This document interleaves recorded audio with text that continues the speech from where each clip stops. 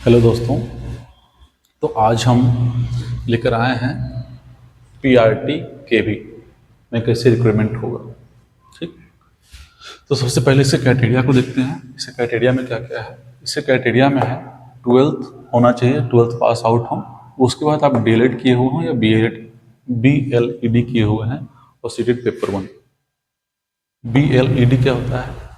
ये जब आप 4 साल का कोर्स करते हैं 12th के बाद, उसमें आपका ग्रेजुएशन भी हो जाता है और ये डिग्री जो आपका है डिप्लोमा का, वो भी साथ में आपको मिल जाता है। डीएलएड 2 साल का होता है 12th के बाद कोर्स, और सीटेड पेपर 1 आपको क्वालिफाइड होना चाहिए।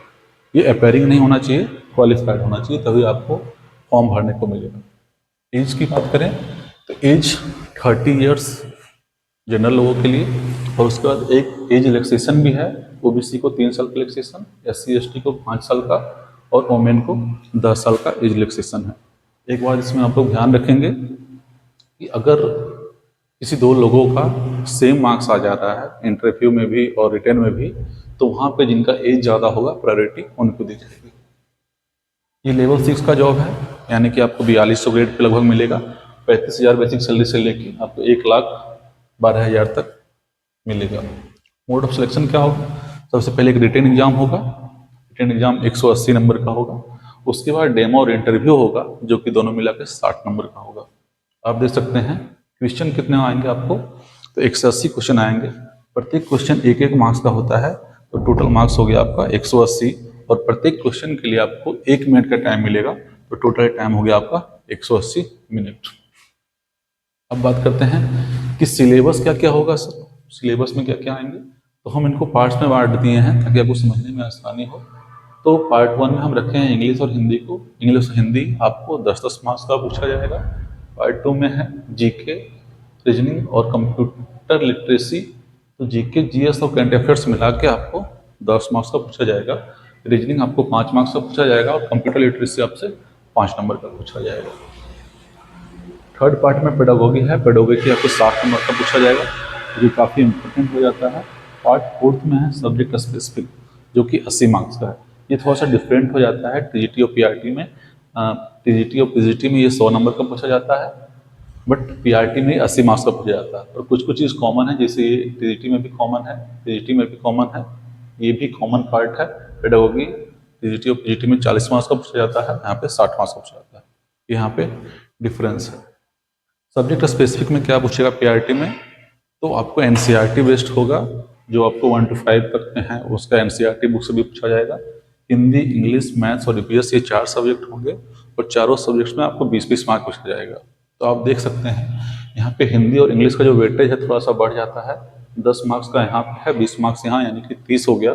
इंग्लिश भी उसी तरह से यहाँ 20 और यहाँ 10, तो 30 मार्क्स का हो गया।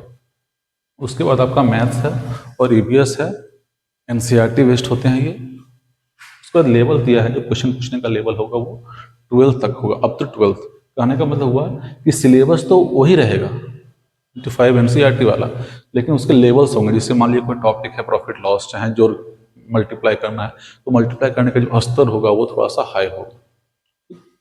इतनी बातें थी सिलेबस और क्राइटेरिया के बारे में।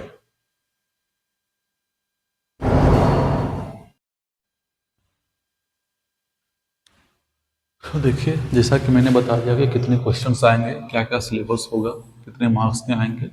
अब हम बता रहे हैं कि पेडागोगी का सिलेबस क्या होगा, क्योंकि पेडागोगी का एक इंपॉर्टेंट पार्ट है।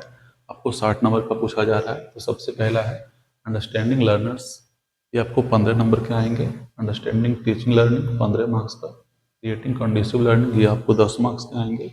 स्कूल ऑर्गेनाइजेशन जो है, लीडरशिप है, 10 मार्क्स का आएगा। पर्सपेक्टिव इन एजुकेशन 10 मार्क्स का आएगा। ये टोटल मिला के कितने हो गए? 60 मार्क्स का आपका पेडागोगी है। अब बात आती है इसका वेटेज क्या होगा सर। वेटेज 70% होगा रिटेन एग्जाम का, जैसा मैंने अभी बताया कि रिटेन एग्जाम 180 मार्क्स का होता है, और डेमो और इंटरव्यू 60 मार्क्स का होता है, उसका आपको 30% मिलेगा। ठीक, तो रेशियो क्या है? 7:3। आप इस तरह से समझ सकते हैं कि अगर आपका 180 में 100 नंबर आया है, तो इसका 70% आपको मिलेगा, डेट इज 70 मार्क्स मिलेगा।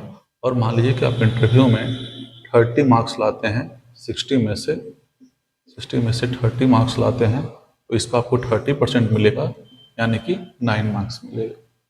ये दोनों को जुड़ के आपका रिजल्ट है जो मेरिट लिस्ट है वो बनेगा। थैंक यू दोस्तों। अगर आपको इससे रिलेटेड कोई डाउट हो तो आप कमेंट बॉक्स में कमेंट कर सकते हैं, और ज़्यादा जानकारी के लिए चैनल को सब्सक्राइब और फॉलो कर सकते हैं। Thank you.